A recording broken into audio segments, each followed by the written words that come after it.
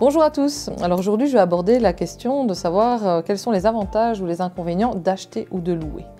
Il y a des gens qui se posent la question, on dit toujours que le Belge a une brique dans le ventre, c'est vrai, il a tendance à acheter plutôt que louer. Prenons le cas de louer, tout d'abord.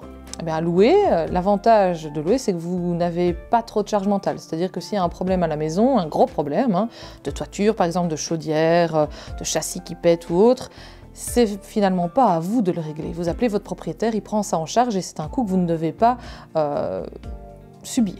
L'avantage aussi, c'est qu'on peut prévoir exactement combien va nous coûter une maison, le fait d'habiter dans une maison. Donc si c'est 500 € par mois, vous savez que tous les mois vous devez sortir 500 €. Souvent plus les charges, mais les charges on peut quand même les estimer relativement facilement. Les inconvénients par contre de louer un bien, c'est que vous n'êtes pas propriétaire, forcément, et donc ça veut dire que vous donnez votre argent tous les mois à quelqu'un d'autre. Un autre inconvénient aussi, c'est que vous n'êtes pas sûr de pouvoir rester dans le bien. Si le propriétaire décide soudainement d'y habiter, il vous donne un renom et vous devez partir. Ou s'il décide de revendre, c'est quelqu'un qui peut racheter et donc vous aussi vous devez partir. Donc il y a une certaine insécurité à rester dans un bien loué puisque vous ne savez pas quand vous devrez potentiellement partir.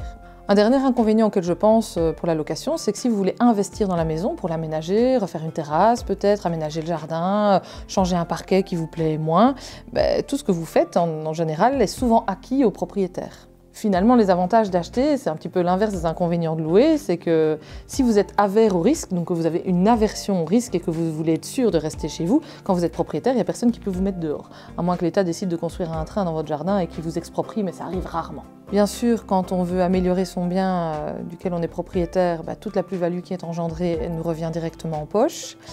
Et puis, il y a aussi la déduction fiscale. Donc vous pouvez déduire votre crédit de vos impôts et vous en payez moins à la fin de l'année. C'est toujours intéressant. Et enfin, les inconvénients d'acheter, forcément, c'est que acheter une maison, ça implique de l'investissement, c'est une certaine responsabilité. C'est-à-dire que s'il y a le moindre problème, c'est à vous de le régler. Et il y a toujours quelque chose à faire dans une maison. C'est ce qu'on dit aux gens qui achètent. Vous avez toujours bien une porte à changer, un évier à remplacer, une tuile à replacer. Ça arrive, vous êtes propriétaire, c'est à vous. Vous devez prendre en charge tous les travaux qui vous incombent et vous ne pouvez vous reposer sur personne. Moralité, on ne sait jamais vraiment prévoir combien ça va nous coûter par mois, contrairement à un loyer, c'est 500 € par mois. Une maison, ça peut être 10 000 € une année et 0 l'année d'après. Donc voilà, c'est plus difficile à prévoir, mais au moins vous êtes sûr de rester dans votre maison qui vous appartient et c'est un bel investissement.